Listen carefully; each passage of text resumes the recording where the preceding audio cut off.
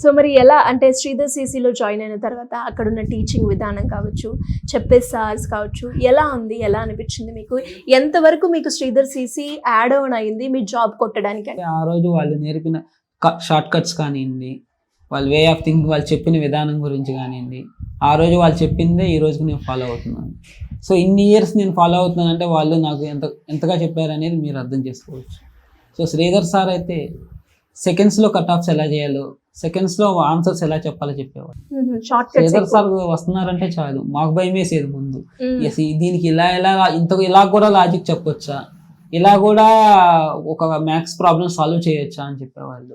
విసు sir అని ఉన్నారు, English చెప్పేవాళ్ళు మా అప్పుడు.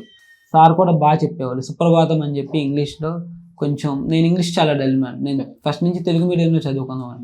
సో సార్ చెప్పాకే కొంత నేను ఇంగ్లీష్ ఇలా రాయాలి, ఇలా చేయాలి సో నేను నేర్చుకోగలిగాను. సో రీజనింగ్ కానీ అవి కానీ చాలా బాగా చెప్పారు. సో వాళ్ళు ఆ రోజు వేసిన ఫౌండేషన్ ఈరోజు నాకు ఒక మెట్లా నిలబడింది.